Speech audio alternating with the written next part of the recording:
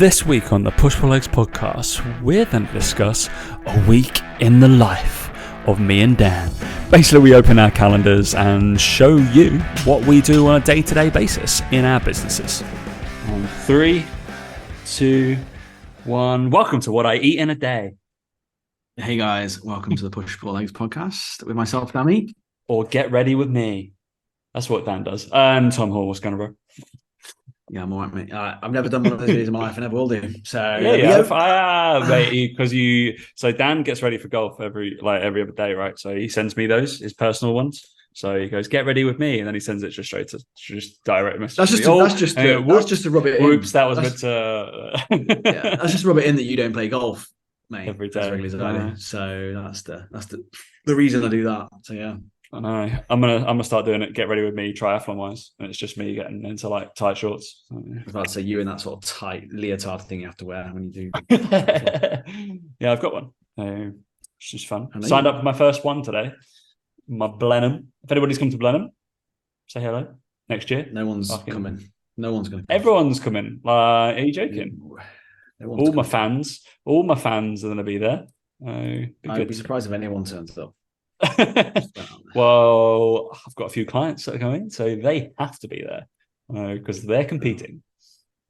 So fuck you, Dan. Not you forced them to do triathlon as well, just because you are. Like, not everyone wants to do triathlon. I'm being forced. Let you know, if she listens to this, Sarah, I'm being forced by you.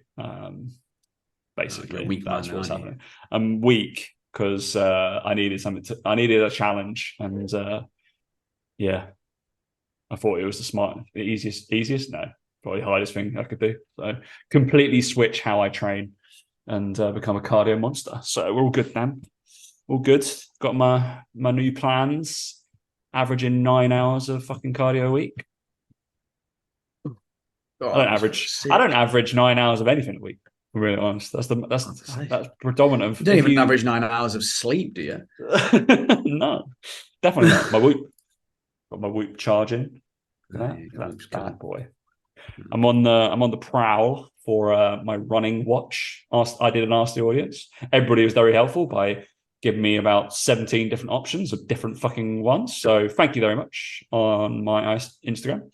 Yeah, but everybody was very happy that my shirt roulette was back, Dan. Obviously, that's biggest engagement I get, to be fair. So mate, it's the most interesting part of your day. That I know exactly. That's what's going on. I didn't release the last one. Well, I was quite shocked, and you're all fucking racist. I was wearing a green top, and I purposely put an Irish flag on there. Loads of them, fucking Irish. It said Saint Etienne on it. Read the fucking. Not just that. Can't believe they fell for that one. Fucking racists. I was like, I'll put Irish. Green, classic. The last one, if you read it, it said Accra.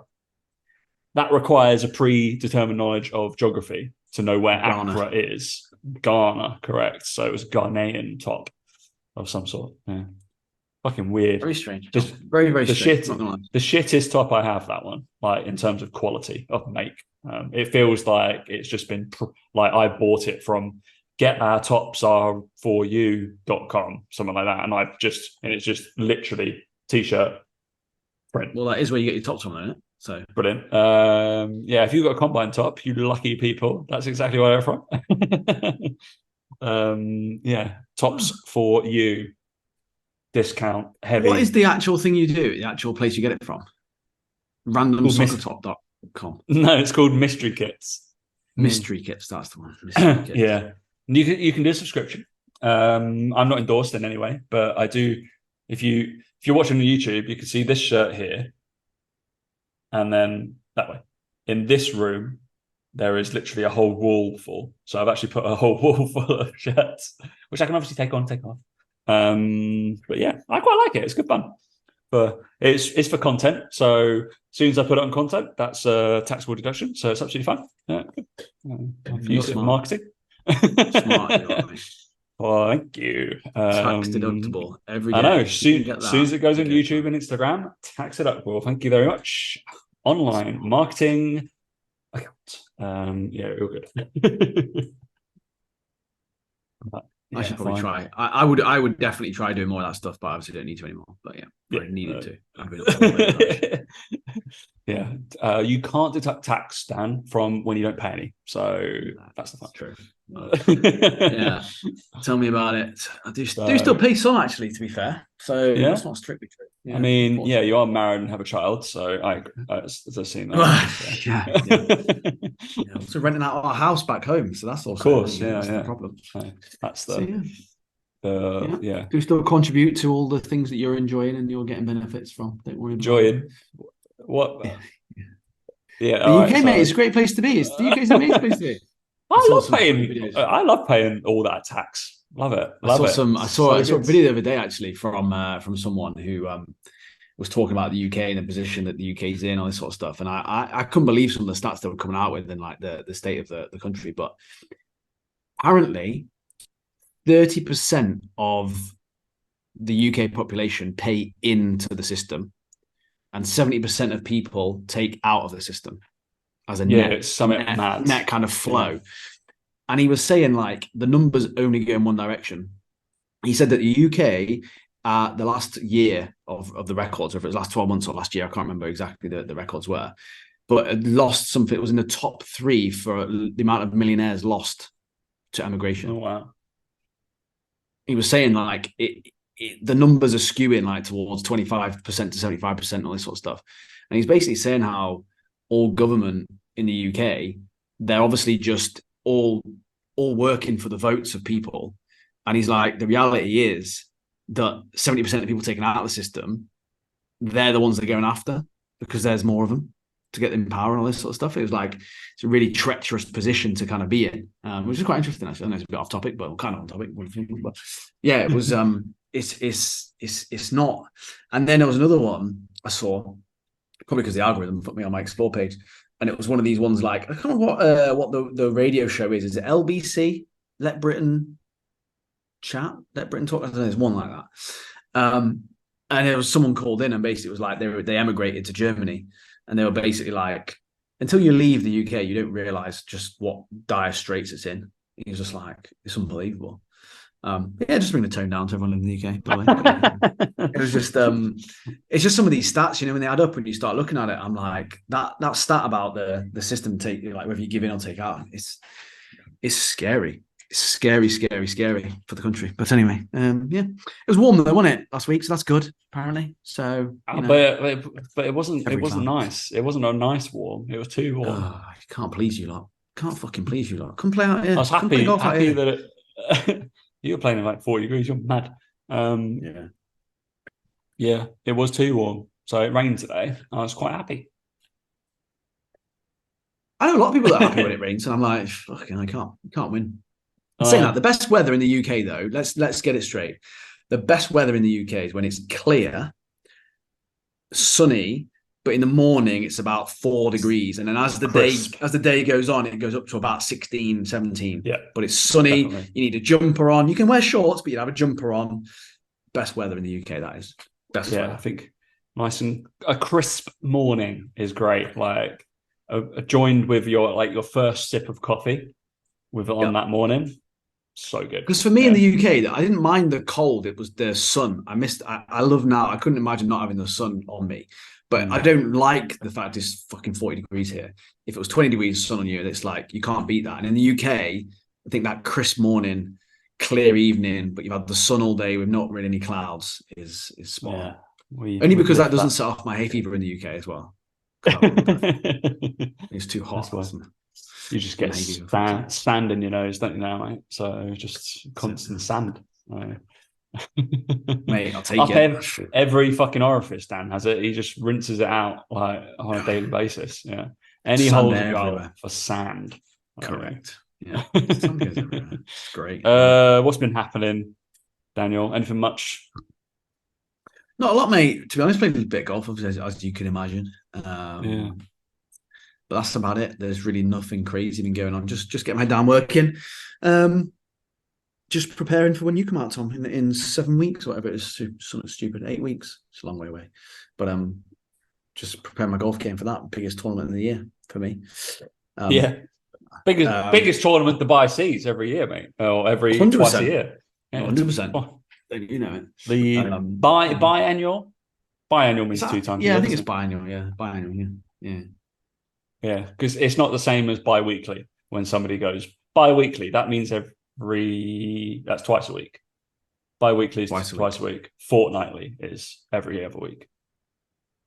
Every 2 weeks. Is that right? Yeah, it must be.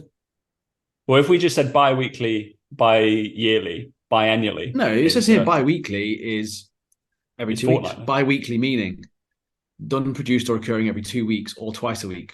Which one is it? Yeah, stupid. It's ambiguous, isn't it? Horrible term. Don't ever leave a conversation not knowing which one that person means.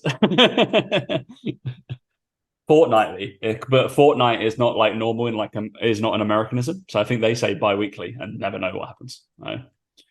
Occurring twice a week should be semi-weekly. What? That doesn't make any sense. Semi-weekly. That would be half a week, wouldn't it? Every 3.5 days, I'm there. Yeah, no, I don't like that. Why is that so good? Why is the English language so shit? Twice a week is semi-weekly. I don't believe that's true, but that's in the Collins English Dictionary. I've never heard that ever. Semi-week. I'm going to start using it now. Semi-weekly. Twice a week. Semi-weekly. It's not going to happen, is it? That's not happening. No, definitely not. Well, we've got an exciting episode, obviously, Dan, because obviously we decided literally just over. Well, my time has been going for 5.5 minutes. So over 10 minutes ago, we decided what to talk about. And I thought it'd be interesting to talk about a week in the life of, because we both have similar, but not the same jobs in terms of what we do and talking to people and how we go about things. So we could literally, what I've done, Dan, you can do the same if you want to, but probably not. Probably do a check-in week for you. I've got up my calendar because that's how I sort things, magic, and with that, and just to see. But I've realised that the coloration I have it on my laptop. I don't really look at my calendar much on my laptop. Is awful for viewing what it is. So I'm gonna have to change that. But on my Google Calendar on my phone is where I normally view it. Is absolutely fine. So this blue that I'm using currently, realize you can't see this, and I'm not going to show it on the YouTube.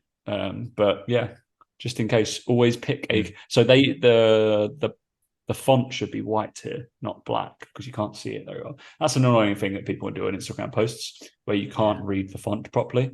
That's why I do like that outline frame around some stuff, because you can't see it.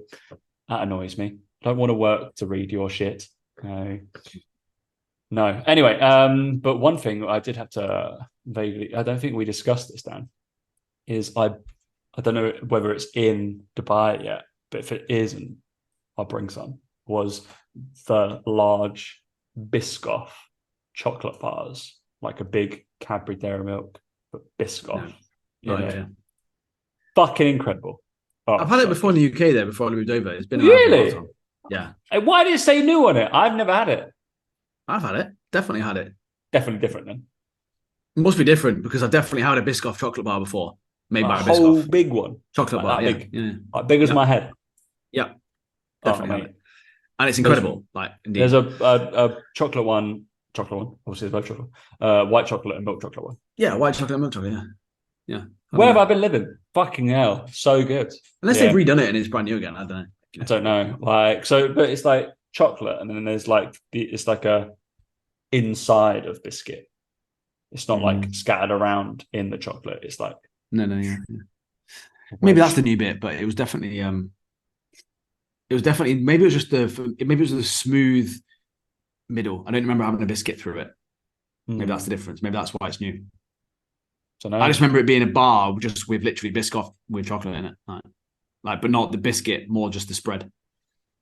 Maybe that's the highest difference. So good. Well, I've bought 2 bars and left it in closed fridge, so for sure. I'll be chowing down on that in a bit. Lovely. Yeah, but I was astounded. Anyway, right. I guess should we go straight into this? Are we going to talk about in-person events? Because IFS, IFS. That's the one, isn't it? IFS, International Fitness Summit was on. Summit, whatever, wasn't it? Something like Dan that. was a keynote, weren't you? I'll never be asked to be a keynote or anything like that. Wouldn't worry about Probably it. not. Wouldn't worry about it. Yeah. No, I just think it's one of those things that I wonder if people actually take stuff from it and they actually apply it. Like I always hear people say, "Oh, it was a great event. It was really, really good, and it was inspiring." And I just wonder how many people are applying that stuff that they learn. And I think there's a lot of that. It's almost like that self-development porn, isn't it? It's like you feel like you're going and feel like you're doing something, but are you actually doing anything with it? Are you actually doing anything on the flip side of it? And I think a lot of people get inspired at events. Like, look, we've done an event. We did an event. A lot of the people there were our clients, or they're in the members group and stuff like this, and you pick things up from it. Obviously, you were there.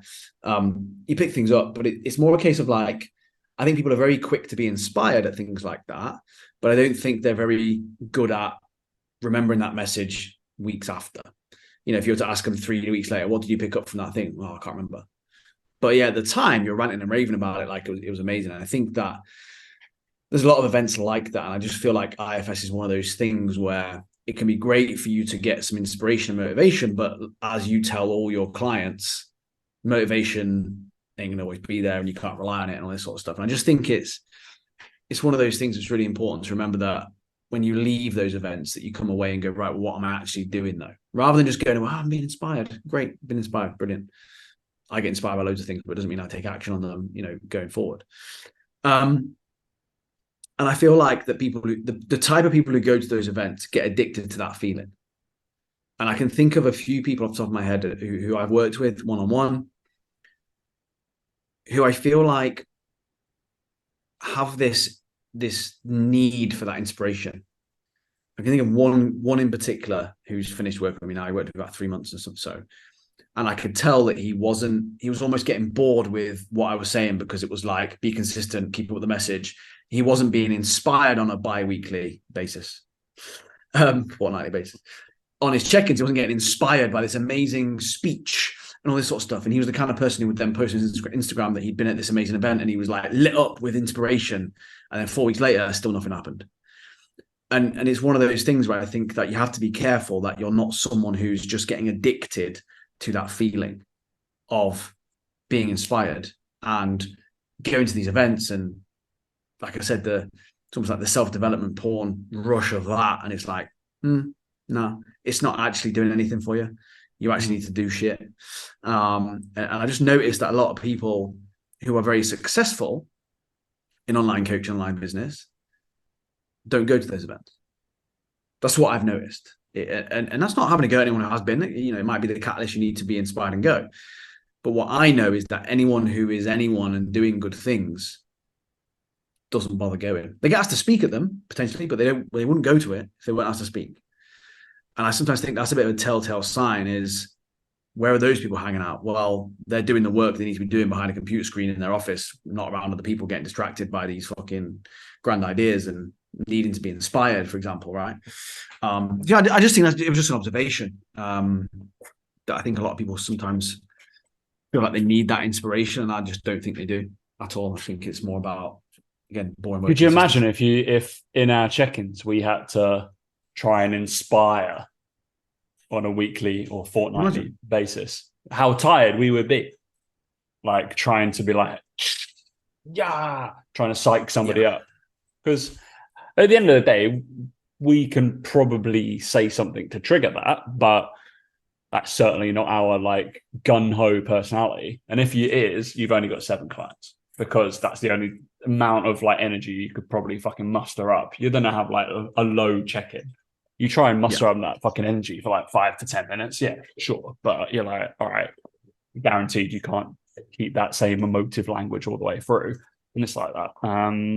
It's just the thing is, it's not even useful though. It's not useful. At some point, you need to be all like cliches and fucking. You're like, oh great, okay, cool. At some point, you need to be told to stop fucking around and do the work in a non-positive way. Like, and it's.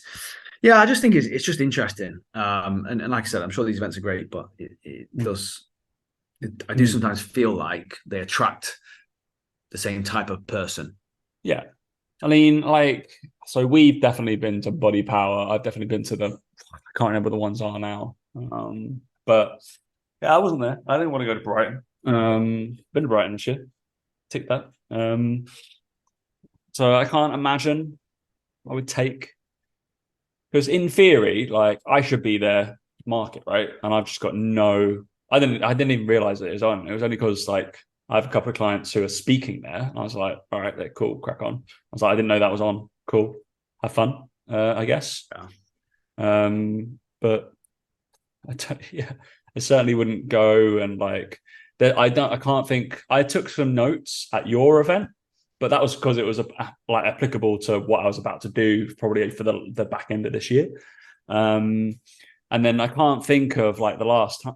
I'll see like in-person events. I'm thinking like events, not courses, because I've certainly done fucking a million fucking courses that I've applied certain things, but not like where there's like a panel and stuff like that, and it's just about discussion and talks and yes, I find it a very rare scenario to have applied based things.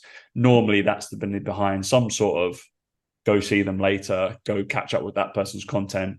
You might feel like you resonate with that person, cool, and then go find what they do and how they sell their shit afterwards. That would be my advice if you were to go to. But I think it takes like, maybe it's for networking. Maybe you go to the after parties. That's about it. Try and strike off a conversation that's there. But then I don't know, is there that kind of, because it's very much sit, talk, listen. Do you interact with the other people? I didn't that much. Don't know. It's not like when on a course you're forced to do like paired and team and group work where you have to talk to the person next to you because you're going to assess their squat or whatever, or make them blow into a balloon. That's my what the course I did. Lollipop sticks on it. The lollipop stick course. Fucking yeah, bullshit. PRI, that's the one. Fucking so many. I can't. When I went through my whole rehab phase, so many fucking acronyms in rehab. Fuck me. They love an acronym. They love an acronym. They love a fucking course. Rehab, fucking love a course. Jesus Christ, there's a new course every week for rehab. Like, oh, this is the best way to make your knee bend better. Fuck off. Like, just stretch it and crack on. You should be holding this isometric hold for 2 seconds longer. Fuck off, mate. That's boring. Yes, I've done FMS or whatever, the FMS 1, FMS 2. What's the physiotherapy one? I did that one. SFMA, PRI, FRC. It's got to be something else I'm also qualified in. Fuck that. They're all the same thing. You got all the numbers. You got all the numbers on the end. All the accreditations. Yeah. Whoa. Tom Hall, A, B, C, D, E, F, G, H, I, J, K, L, M, N, O, P. Yeah.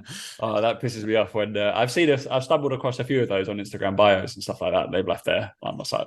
No one cares. No one cares. Literally, both me and you have got master's degrees. No one fucking gives a shit. Like, not one. I think this the other day, no.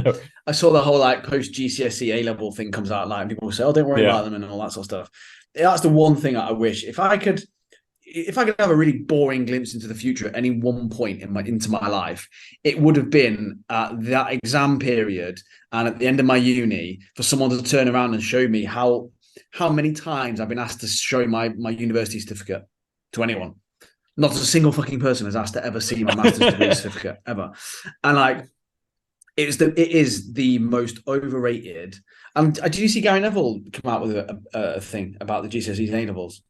It was a little clip I saw on Instagram, and it was literally him saying like the system is broke. He's like, no one needs to memorize stuff for 2 years to sit an exam for 2 hours. Like that doesn't happen in the real world. Like no one gives a shit. He's like, I'd rather see that someone had improved over a 2-year period and improved their coursework, taken on feedback, adapted, improved. Like someone going from an F in their coursework through to an A in 2 years is more impressive to me than someone getting an A on their exam because they've got a good memory. He was like, It's ridiculous. And it's so true, isn't it? It's that whole thing of like, I think the whole system is broke because you look at our uni stuff. Yeah, it opens doors and, you say you got a degree, but no one actually cares. No one actually has ever asked to see that of mine ever. The only certificate I've had to show in the last 6 months, 12 months to anybody, level 3 so the gyms allowed me to come and train in there. And I did say to him, I was like, "Oh, I've got my master's degree. Do you want that?" Because I knew exactly where that certificate was. Like, I've got those like ones saved on here. I couldn't remember where fucking level 3 bullshit was. And they were like, no, we have to see the level 3. I was like, what? I think that's better than that. No, we have to see the level 3. All right, cool. I'll go get that one instead.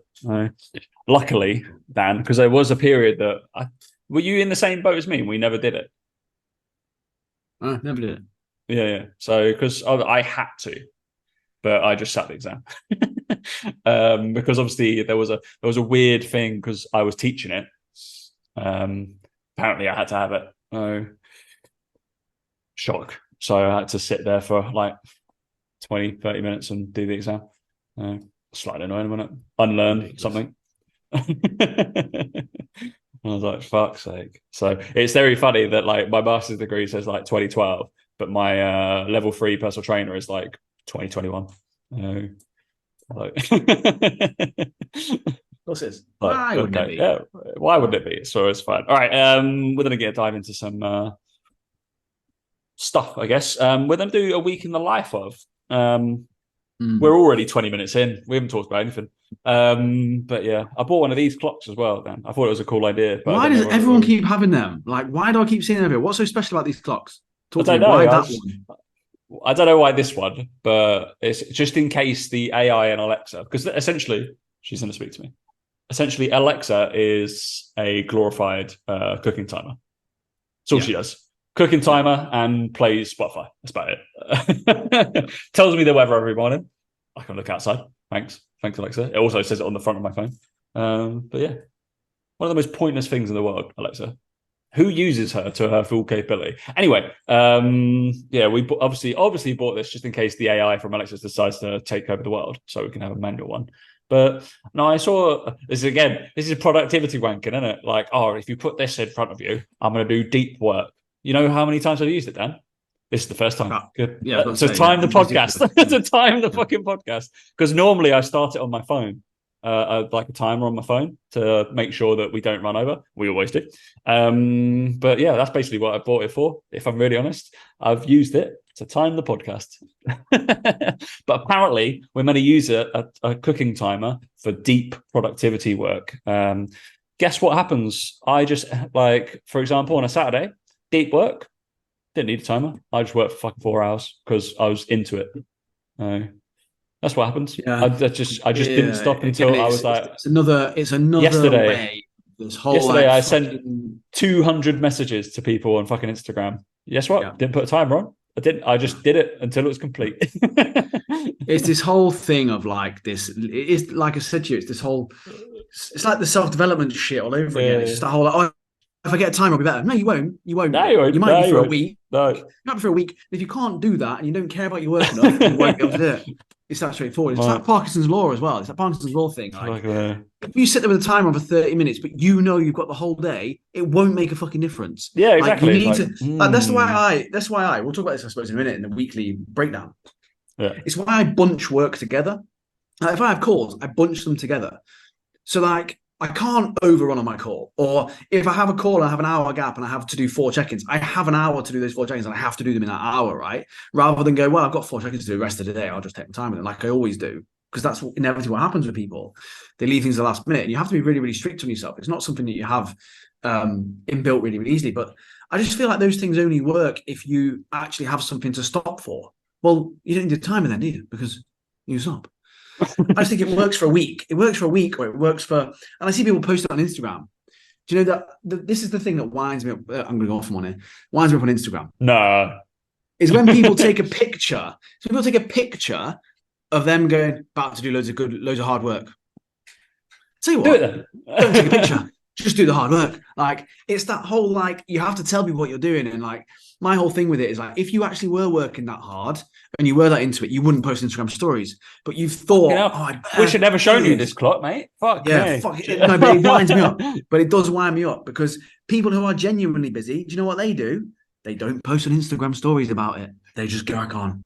So yeah, there we go. Anyway, we're 24 minutes now, so I'll shut up. But yeah, you get my point. Oh, fuck me, it annoys me. It's like, no, Fucking do it. Anyway, my week. Do you know what my week looks like, Tom? Here we go. My week. I'll break it Right, down. should we give you 6 minutes or a minute Go on a then, day? 6 minutes. Right. So my week, my check-in weeks. This is what my check-in weeks kind of look like. So basically, Monday I play golf. Monday morning, 6:30 tea time. I'm usually home by 10:30. Showered by 11. I then have an hour to do some admin. I then have calls from 12 until 5. So this Monday, for example, I had a consultation call at 2:00, but I have a gap at 2:00 for a consultation call if I need one. Usually a good time for you to do one. And then sometimes I have a call as well at 5 till 6 if I have a sales call with someone. But yeah, pretty much 12 till 6. 11 till 6 there, a bit of admin, 11 till 6 that day. I take them Monday evening, do a bit of content potentially, all that sort of stuff. But this is a check-in week, so I don't usually do that. I just chill. Tuesday, I then have check-ins from 8 a.m. through till 6 p.m. It was a long day. And I then have an hour break before I do the podcast with Tom at 7, which is then leads me to about 9. And then I get an early night because Wednesday morning I have golf again at 6:30 in the morning, where I play until about 9:30. Food or whatever with the lads, whatever, blah, blah, blah, back home by 11. And then I literally have check-ins from 11 all the way through till 7 that day. And then I relax in the evening. Then Thursday, I have check-ins from 8 a.m. to 6 p.m. again. Sometimes I train in the morning if I have enough time, but I haven't done that for about 4 months because I've been too busy with work. Might do a little bit of content in the evening if I need to, but and then Fridays, I then have soon I'll be having golf all day. I'll be doing 2 rounds a day because I'm cool. But at the moment, I just have tea time at about 3 p.m. So I do my work from 9 until 12 in the morning, where I catch up on any late check-ins, any work that needs to be done. I then have golf in the afternoon. Saturdays then off. And then Sundays, I do admin, content creation from 9 in the morning till 12. If Mike's in Dubai, we'll work together, have breakfast, do some admin and shit, maybe till 1ish. Do bits of admin and stuff like that. And then if I have my non-check-in weeks, which is what I do then every other week, so then a fortnight, everything remains the same except Tuesday, Wednesday, Thursday. Instead of doing check-ins, I have calls with certain clients who are doing really, really well, and they have calls every month. Those calls are from 3 until 6. And then in all the other times around that, I'm just doing content creation, YouTube videos with Mike, email writing, diary this year writing, and all my content. So I do my content in 1 week, which then serves for the week after. And we also have Gordon do loads of our content for us. So we outsource elements of that, which makes life easier. So that's it, pretty much. So my only real days to myself is Saturday and then half of Friday. Obviously, I play golf. And soon I'll be doing all day Friday golf. So any late check-ins will just basically be ignored in the future. That's something we're putting in place as a boundary because that happens more than you think. And it shouldn't with coaches, fuck me. And then Sunday, we do a little bit of admin and content because Sunday's a great day because we don't get bothered by our clients because it's a day off for them, but we can do loads of work, which is why I prefer to do golf on like a Friday and then do all that sort of shit. So yeah, that's it. 4 minutes, nice and easy. But there's not really an hour that's not accounted for within my week. Essentially, like we just account for all our work hours within that. And like I said, we bunch calls together, bunch things together to make life easier. Yeah. How interesting. Mm-hmm. So yeah, another thing as well, in those from 8 until 6, I do about 25 check-ins. And I get coaches say to me, I can't do 10 in a day. It's like, you can't, you're just not very efficient. Yeah, you can. You literally can. But again, it's up to people how they want to split their days up, right? Some people like to do something every day. If they do Monday through Friday, they might do 10 check-ins each day. Some people might do 2 days of 25 each day and just have 2 days of check-ins. It's up to you and how it works. We just found what works for us with that. But yeah, so yeah, that's kind of my week. I'm usually up pretty much 7 a.m. every day. I don't really do Lions anymore. Obviously, days I have golf, I'm up really early. But then even on weekends, on Saturdays, I'm up at 7:30, 8. It's just not a thing anymore, Lions. So I go to bed early. Lovely. So that is the life of a online business owner, essentially. Yeah, really, really exciting. Yeah. You did that, managed to do that in like 4 to 6 minutes. No, yeah, I told you I would. No, in other words, 5 minutes. That's probably that. Yeah, I'm not too sure I'm going to be able to do this because mine is a little bit more, I guess, because of I'm adhering to other people a little bit more. It has to be slightly more flexible, but it still holds true in a lot of the fucking things that Dan just said. So I guess that we can class ourselves as relatively successful fit pros within the field. I'd imagine. Can we say that? We're still in the fucking game 10 years in, so I assume so. Somewhat successful, yeah. Somewhat successful. So my week, a normal kind of fucking week. All right. So I wake up at 6 a.m. every day, pretty much. So just to bear in mind that I still coach people in person and obviously have stuff online. Okay, so I have split time. So just to prove that people can possibly do it. I just want to total up. So this week, 1, 2, 3, 4, 5, 6, 7, 8, 9, 10, 11, 12, 13, 14, 15, 16, 17, 18, 19. So I probably average about 20 one-to-one sessions per week. Okay. So, and I do them from 6:45 and my cutoff point is 1 o'clock in the afternoon. I do not train anybody past that cutoff point. So you can imagine, just like Dan said, he likes to chunk everybody together. How many clients? So 5 a day on average, between basically 7 and 1. So 7 to 12 is 5 hours. So you could probably do the maths. There's probably a scattering of 15 minutes or half an hour breaks within that kind of spectrum. And I do have a run over, like just in case somebody needs to flex into like an afternoon, but I tend to do that on only a Friday afternoon and say that they can book in there just in case they don't want to do anything else. But yeah, basically 5 sessions each day. So actually today I did 5. Perfect. Bang on. I did literally that day, 6:45 until 1.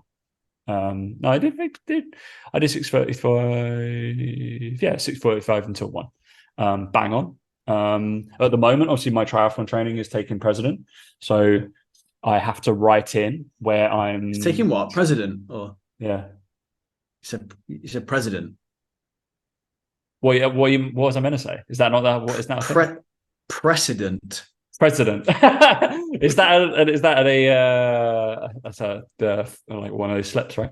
We're talking about Joe Biden before. That's why I was like, I'm sure you said president. I was like, president. Anyway, it's taking control of my life. Yeah, so I'm having to write them in. So I can't really like that's literally fitting around work more than anything else. But I'm trying to do it so it's like blocking out an hour to 2 hours each day, depending on, and then obviously the carryover on the Saturday and Sunday because I've got that more free. So okay, so one-to-one coaching is from 6:45 until 1, and then I will probably either commute home, grab something, but bear in mind I've already done 5 hours of work one at a time. Then so on a Monday is email writing, content stuff, and then more than likely YouTube edit stuff.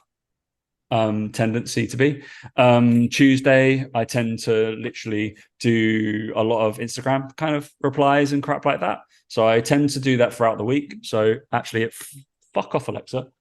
So between 3 and 4 p.m. every fucking day so after I've had my hour kind of chilling and doing whatever, is Instagram or like YouTube or whatever, any kind of responses like emails or blah, blah, blah. That's an hour every single day from 3 till 4. If it doesn't take an hour, it doesn't take an hour. That's fine. If it does, it's fine also. But I'd encourage people, and it's the biggest thing when I start working with people like mentorship capacity in terms of outreach time, because that's the main point. It's just like, all right, can we actually respond to some of the fuckers? You don't have to be on their beck and call. Just put it in your day that you probably respond to them. Whether that be clients, they also get a response on between 3 and 4 most of the time. I know a lot of businesses do that kind of thing, don't they? They have like open window time where you can go onto fucking chats and Slack and ask questions. We certainly had it at the PTC. It was like, ask questions during this time. So I used that 3 till 4. So on the Tuesday, obviously got podcasting, which is 4:30 until I die with Dan. And then I might do a little bit of YouTube editing after this, but probably not. I need to go for a run. Wednesdays tends to be the YouTube recording, so any content recording is Wednesday. Thursday and Friday my check-in days, so those are spread over from. So at the moment, actually, Thursday I tend to stop coaching so I go for a swim in the morning at the moment from 11 till 1, and then I come back after that, so you can see how wedged my other days tend to be. And then check-ins are from 1 p.m. till kind of 6 p.m. And then Friday, I will do any kind of check-ins I don't manage to get done on the Thursday, because I can rattle through them. Because I'd say my check-in, because the mentorship guys I get to have a call with, so they'll block into wherever the calls go into throughout my week where there's space. And then Fridays, I can just stumble over any check-ins that don't get done and try and wrap things up. But I do, instead of Dan's Sunday, I do Saturday morning, which is all programming.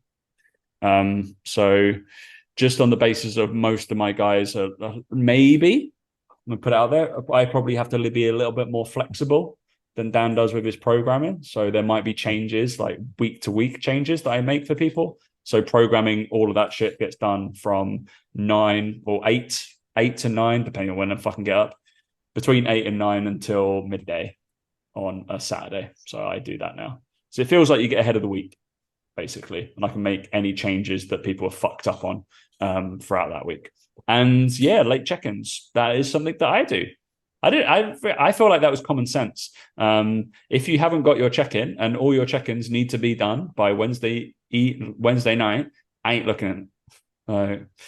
You can send it to me, but I'm probably not going to look at it. I'll give you like a text response or something like that. So, and I'll be like, I'll catch up with this next week. Yeah. So it's, I don't know whether it's brutal, but I'm like, I always get my check-in back to you.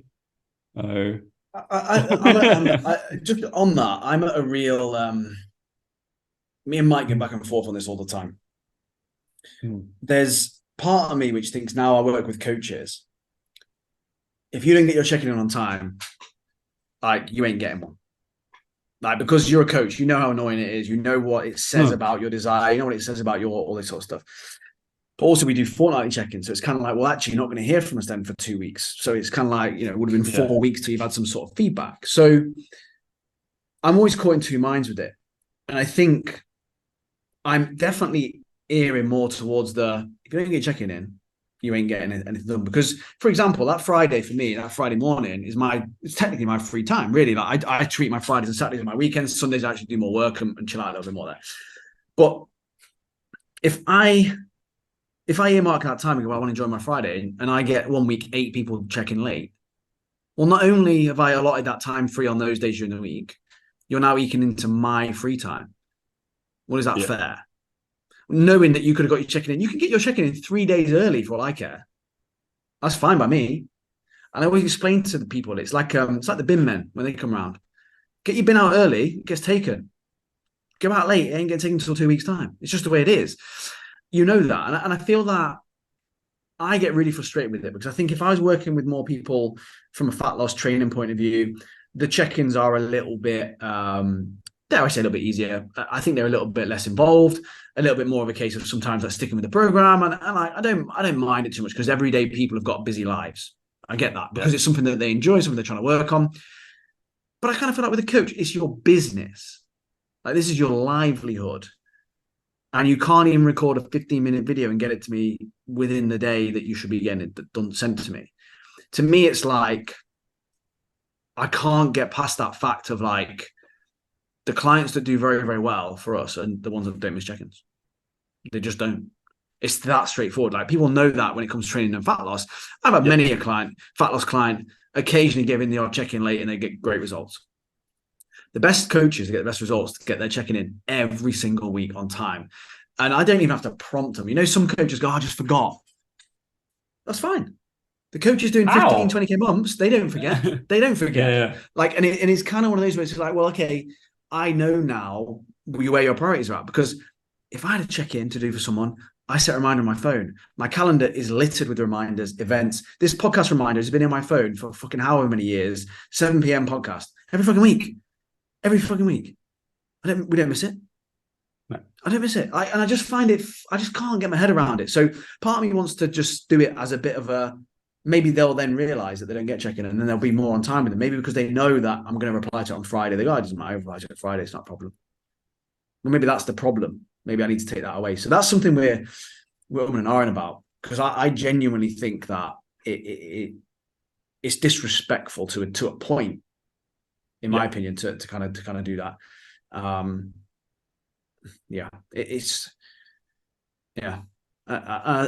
I think part of me thinks we should have a lot of time in our calendar for it, but I feel like I already do in my week. I allot the time for your check-in. Like I said, get it in 3 days early. It's fine by me. It's painful. It's one of the biggest bugbears of online coaching, biggest issues with that. So who knows? Pretty much, yeah. As I have like that, because obviously I'm Thursday afternoon from 1 till finish essentially, and then Friday I have that kind of layover time. So I don't make any promises. I always go like, I might be able to look at this on Friday. That will literally be it. I'm like, but you didn't get it in on. I start at 1 o'clock on Thursday. Some people give it to me on. There's really apologetic people who give it to me on like a Thursday morning, but they know I normally do my check-ins in the afternoon, so it's okay.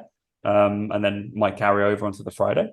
So because I'm reasonably quick with my check-ins as well, because I do that kind of. I look through everybody's stuff as well on a Saturday. So just quickly for a lot of people's, because I'm doing programming constantly and changing things. It's okay.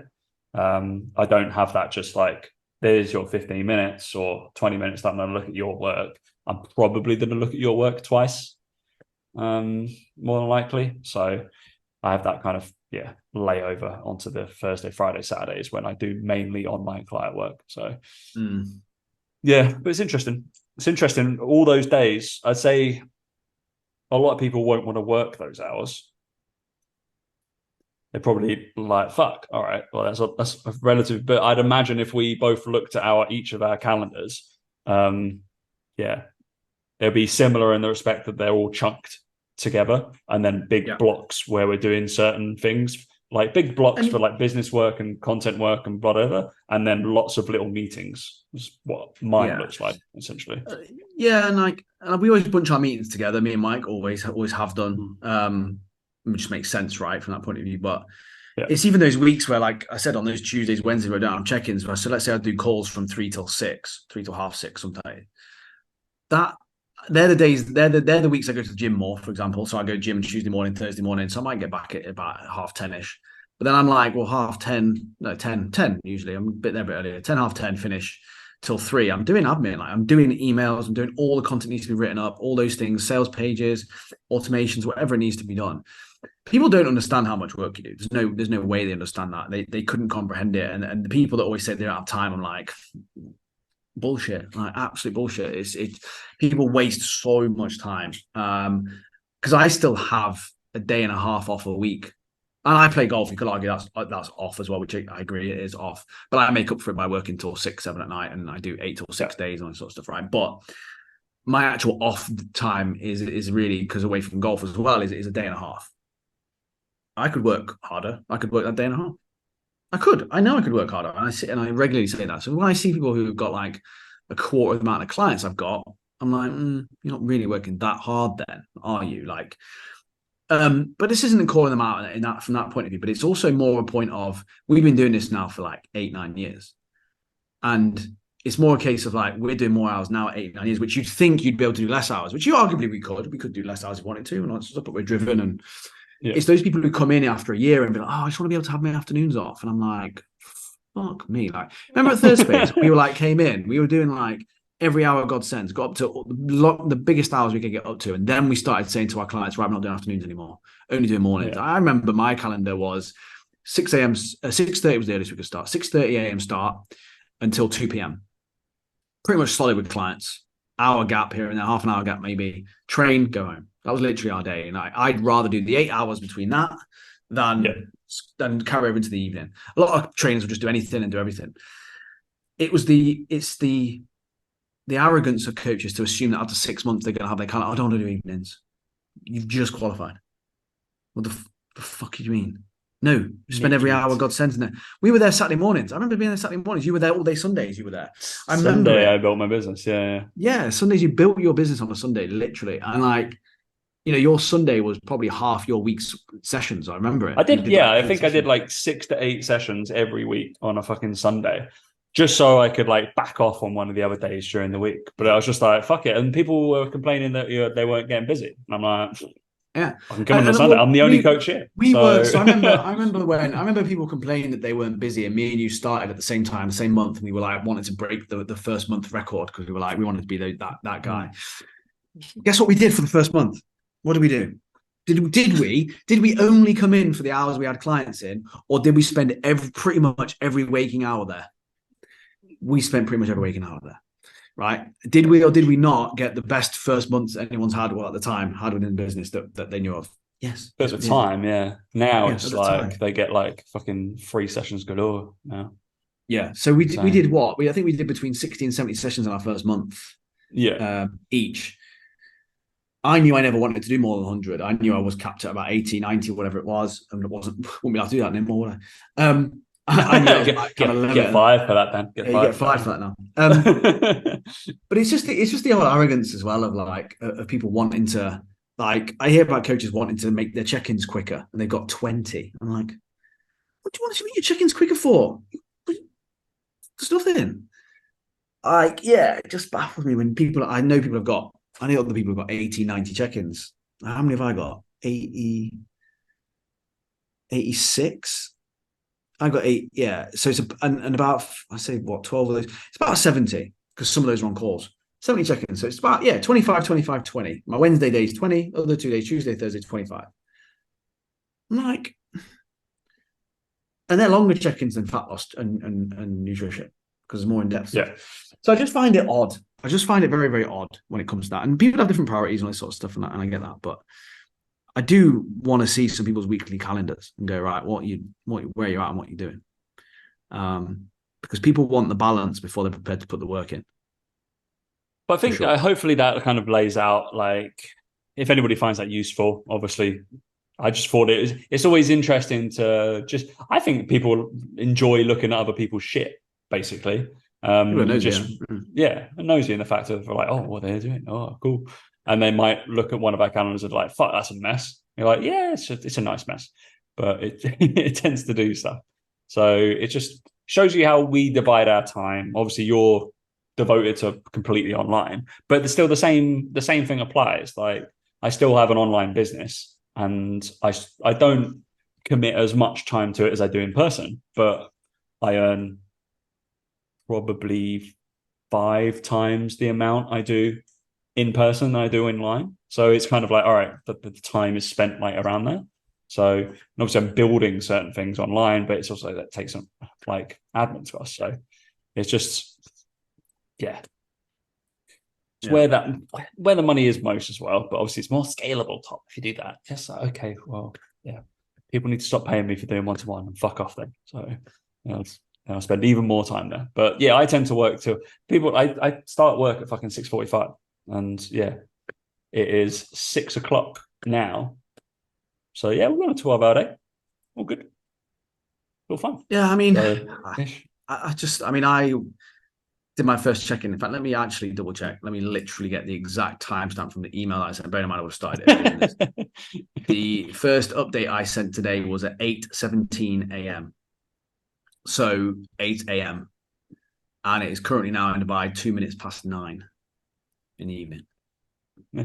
I'm doing a podcast. So it's like, I can't do content. Well, I've just done a podcast for an hour and a half. So after AI to flip it up and off you go. Easy. Easy as that.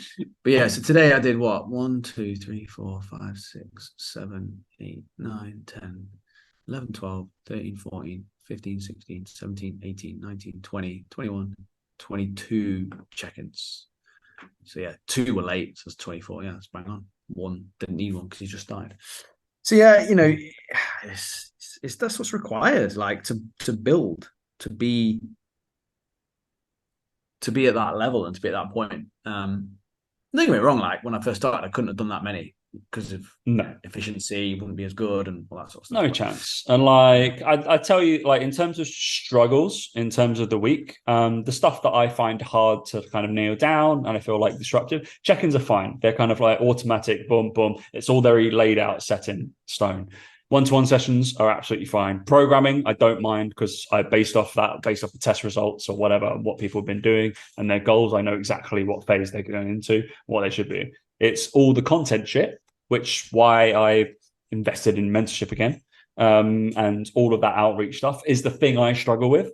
And it's definitely the stuff that is not in my comfort zone. My comfort zone is dealing with clients, not onboarding and doing that kind of shit and outreach and stuff like that. That's why I like struggle or procrastinate 100%. But that's why I always say I have to put it in my fucking diary to fucking do it. Just like running, I've got to go for a run after this. So even though my Whoop's telling me not to, and doing all that. Don't go, can't go. I know it's already said whatever my strain score is like 12 or whatever. So I was only recovered to like 36 yesterday, 36%.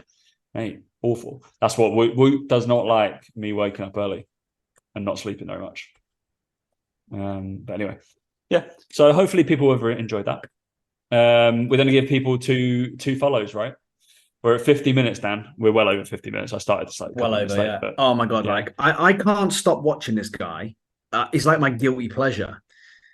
He's called Coach Carnivore Cam, and his reels sometimes pop up on my Explore page because I think because I've watched a few of them. Like it gets sent to me regularly on the suggested posts. He's this guy who's doing the carnivore diet.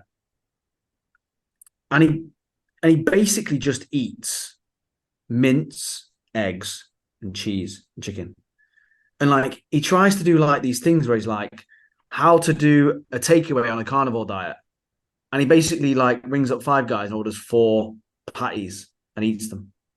I'm like, that's cost you like 20 quid. Like just, and he did it on Miller and Carter. Did a Miller and Carter as well. Takeout order. It's just a steak. Obvious. But he does this whole thing like he did like a carnivore diet, chicken and bacon salad. Just chicken and bacon in a bowl with mayonnaise.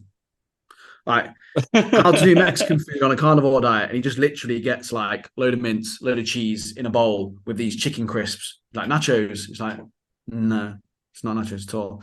I can't stop watching it. It's that bad. I can't stop watching it. He's called Coach Carnivore Cam. And he gets so much hate in the comments because he doesn't even look like he lifts. And you know, he's doing the whole like bigger, stronger, like carnivore, like, and it's just hilarious. I can't I love the comments on the Mexican one. Yeah. You deserve to be arrested. yeah. It's just like worst thing how to do fish and Mexico. Chips. How to do fish and chips on a carnivore diet. It's just fish, like with bacon. Carnivore diet quiche. Like you've got to watch it. It's the way he stands there looking so gormless, holding his food as well. It's just brilliant. Like you've got to go. Don't follow him because obviously like you get fed up pretty quick. But it's just the way that he comes up with every single recipe. He's like how to do this on a carnivore diet, and it's just burgers or mince with cheese on. Like that's all he can eat. It's just brilliant. So yeah, I just find it quite funny. Basically, mate, he's got kettlebell and sled hit workouts powered by carnivore diet. He knows it. Yeah, he knows it. Yeah, brilliant. Increase your weight on the sled by 10 kilo every round. Classic programming. Carnivore bread. Carnivore bread. Unbelievable. How is what? Yeah, there must be some brains in there somewhere. It just makes me laugh. Like his whole thing is, he made fajita wraps once, and he just basically was like an omelet. It was like egg. Oh yeah, like the Mexican thing was an omelet. It's like, come on, man. Like I make Mexican carnivore enchiladas with an omelet. But fuck off, just eat a wrap, mate. Fuck me. It's my guilty pleasure, and I don't know why I really like watching it, but I just do. Mate, I can't stop. He is the UK's #1 carnivore coach. So I remember that ranking and that poll coming out. I was in that vote. I was in the panel. So he got my vote. So that was it. How to do a barbecue on a carnivore diet? Well, that's not hard, is it? just somebody trying to put a lettuce on there. He's like, no. Oh, mate. Love him. He's good. Right. So that's probably not a follow, but certainly go look at his stuff. Yeah. And my one is Uncle Dijon, which I think is a follow because I just find his comedy quite funny. He's very obviously just dry, taking the piss out of fucking everything, but it's manly comedy, not manly comedy. It's just funny. I enjoy the ones. I don't know the ones that have got like over like 1 million views or whatever. There's one like it's how to the classic ones he got like famous for. I think was like how to survive 5 minutes for one of these for $100 gift card, and it'll be like monkey, snake, bear, and cheetah, and how to kill them. But his it's like classic. What's the video game? Would it be like Mortal Kombat, like really shit, or Street Fighter 2 kind of thing? Yeah, like graphics of like it's really well done. He's just really funny. So I'm enjoying Uncle underscore Dijon. He's a video creator, survival pro. So yeah, it's funny, trust me. But it's just stupid bloke comedy essentially. Lovely, Dan. All right. I'm glad I know exactly what you're doing so I can plan your demise. So I know exactly what's happening in Dan's week. So I know when to message him when he's most stressed now, and then when to take the piss. And yes. Sorry, I ignore your texts anyway. I know you do. No, it's fine. It's the only time we talk to each other this week. We're getting to the end. Look at that, 55 minutes. We're definitely over 55 minutes. We're about an hour. But I wouldn't have known without this helpful clock. So couldn't have looked at the clock in the top right-hand corner of my laptop, but yeah, not at all. All right. Any other business? Not for me. No. Not for me either. Nothing. How boring. As we know, there's nothing happening in the fitness world at the moment apart from international fitness summits that we didn't go to. Yeah. Other than that, all good. All right. Thanks for listening, guys. We'll catch you next week. See you later.